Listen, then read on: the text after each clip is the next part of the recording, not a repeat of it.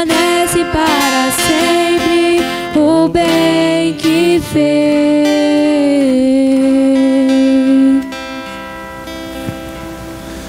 Leitura da primeira carta de São Paulo aos Coríntios. Irmãos, quando fui à vossa cidade anunciar-vos o mistério de Deus, não recorri a uma linguagem elevada ou a prestígio da sabedoria humana, pois entre vós não julguei saber coisa alguma, a não ser Jesus Cristo, e este crucificado. Aliás, eu estive junto de vós com fraqueza e receio, e muito tremor. Também a minha palavra e a minha pregação não tinham nada dos discursos persuasivos da sabedoria, mas eram uma demonstração do poder do Espírito, para que a vossa fé se baseasse no poder de Deus, e não na sabedoria dos homens. Palavra do Senhor. Aleluia.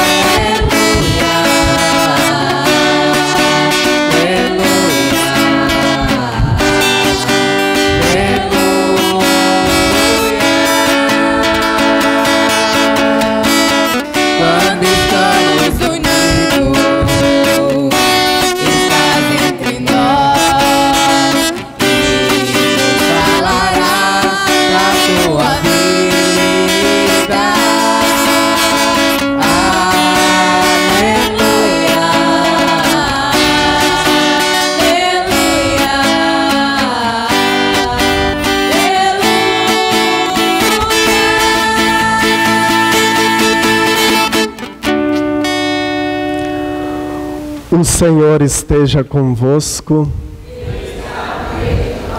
Proclamação do Evangelho de Jesus Cristo segundo São Mateus.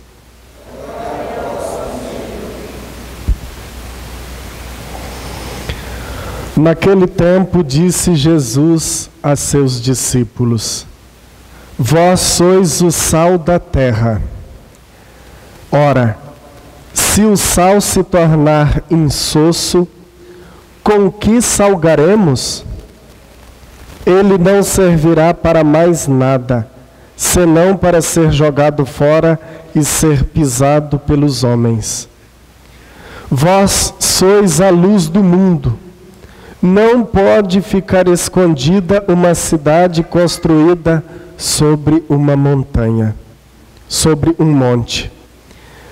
Ninguém acende uma lâmpada e a coloca debaixo de uma vasilha, mas sim num candeeiro, onde brilha para todos que estão na casa. Assim também brilha a vossa luz diante dos homens, para que vejam as vossas boas obras e louvem o vosso Pai que está nos céus. Palavra da salvação.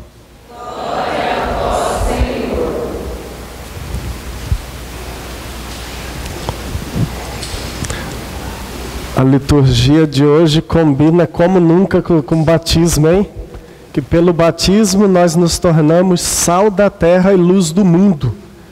Porque nós mergulhamos na morte de Cristo e com Ele ressuscitamos no santo batismo. Nós nascemos de novo, nós renascemos, nós nascemos para a vida da graça. Antes do batismo, nós somos criaturas de Deus, criaturas amadas, porque se Deus nos criou, porque Ele nos amou desde toda a eternidade. Mas somos criaturas apenas antes do batismo. Depois do santo batismo, aí nós nos tornamos filhos de Deus. O Pai nos adota em Cristo. Então, em Cristo, somos filhos de Deus. Então, nos tornamos irmãos de Jesus. No santo batismo, nos fazemos parte do corpo místico de Cristo, que é a igreja.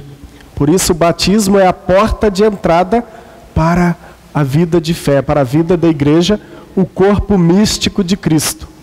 E o Evangelho vai nos chamar a sermos sal e luz. Nós sabemos que se faltar o sal, né, Jesus está dizendo, né? Ora, se o sal se tornar insosso, com que salgaremos? Ou seja, insosso é sem graça, né?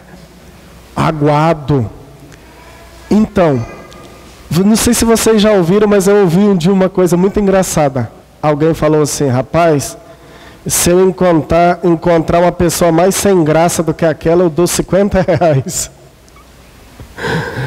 E há muitos cristãos sem graça, há muitos cristãos sem sal, sem sabor, há muitos cristãos sem luz, porque nós vivemos no mundo, mas nós não somos do mundo. O cristão, ele se adapta às culturas, o cristão trabalha, o cristão pratica esporte, mas o cristão é diferente. O cristão, ele não vive como todo mundo vive. Ele não é melhor do que ninguém. O cristão não é melhor do que ninguém, mas tem algo a mais nele, que é Jesus, que é a luz, que é Jesus que reflete nele. Então, Jesus pega dois elementos fundamentais do nosso cotidiano, o sal e a luz. O sal é aquilo que dá sabor. O sal também, ele conserva os alimentos. E o sal também, ele purifica. Então, várias características tem o sal, várias qualidades, né? Nós podemos nos servir do sal para várias coisas. E assim também a luz. A luz, ela bota longe as trevas. Ela acaba com as trevas. Onde tem a luz, não existe trevas. Então, onde não tem trevas, nós não tropeçamos. Nós estamos vendo para onde nós estamos caminhando. Então, por isso Jesus usa esses dois símbolos. Só que nós não temos luz própria. Nós somos igual à lua. A lua não tem luz própria. A lua brilha porque o sol reflete nela. E nós também brilhamos porque Jesus, que é a luz, reflete em nós. Ele brilha em nós.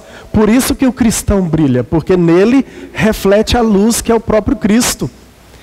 E o cristão também, se ele tem o sal em si, se ele tem gosto, é porque ele vive em Cristo. Porque é através da nossa vida cristã, carregando a cruz com Cristo, no nosso cotidiano, que nós vamos sendo salgados, né? No cadinho da cruz. Aí nós vamos tendo gosto, tendo graça, a graça de Deus, porque nós estamos com Cristo e em Cristo.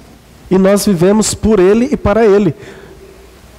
Então, por isso, nós não temos luz própria. A maior qualidade de Satanás, né, é a soberba. O Lúcifer, de Lúcifer passou a Satanás. Lúcifer, o anjo da luz, o anjo portador da luz. E ele achava que a luz vinha dele, provinha dele. Ele se encheu de soberba. Por isso ele caiu e passou a ser chamado Satanás, o adversário. Porque ele não quis deixar a luz que é Deus brilhar sobre ele. Ele pensou que ele tinha luz própria. Por isso, de Lúcifer a Satanás, o anjo portador da luz. E nós também corremos esse risco. Se nós acharmos, né, se nós cairmos na autossuficiência, acharmos que não dependemos de Deus, que eu mesmo me basto na minha autossuficiência, eu posso cair também, eu vou cair no pecado de Lúcifer, o pecado de soberba. Agora, quando eu percebo, não, quem sou eu sem Deus? Quem sou eu sem Jesus? Tem até uma música aí, né? Aí, quando eu percebo que eu dependo de Deus, aí eu não vou cair na autossuficiência, no fechamento a Deus, no orgulho, pecado de Lúcifer, soberba. E até o cristão, o evangelizador, que todos nós somos cristãos, discípulos missionários, não é? Porque não tem esse negócio de discipulado sem a missionariedade. É discípulo missionário, não é discípulo e missionário, não. É discípulo missionário. Todo discípulo de Jesus é missionário. É chamado a dar continuidade à missão de Jesus. O que significa a palavra cristão e cristã? Continuador de Cristo. Nós continuamos a vida de Cristo. A vida de Cristo continua em nós, na igreja, nas nossas ações. Aí quando o evangelizador, quando o pregador se sente que tem luz própria, acha que tudo provém dele, que, por exemplo, a eficácia, o sucesso na evangelização provém da sua inteligência, não é? Dos seus estudos, aí cai também no pecado de Lúcifer. E nós temos que tomar cuidado. Quando o cristão se coloca acima dos outros, eu sou melhor, eu faço e acontece, eu sei. Aí nós também caímos no pecado de Lúcifer. Aí nós não vamos ser luz, porque nós não temos luz própria, nós temos que nos convencer de que não temos luz própria. A luz de Cristo reflete em nós. E nós não podemos ser igual a todo mundo. Ah, todo mundo vive assim, eu vou viver. Não, é igual eu disse, nós trabalhamos, praticamos esporte, tudo, vivemos uma vida de ser humano, normal. Mas nós não podemos fazer tudo que os outros fazem. Nós temos que fazer aquilo que Cristo nos ensina. Aí nós vamos ser luz. E São Paulo, ele reconheceu como ninguém que a luz de Cristo brilhava nele, que ele não tinha luz própria, que se tinha um sabor na sua vida, esse sabor vinha de Cristo. Que a luz não era ele, que nem São João Batista, né? Ele apontou, eis, é ele o Cordeiro de Deus que tira o pecado do mundo. Não sou eu, a quem vocês estão procurando. Eu não sou o Messias, o Cristo. E São Paulo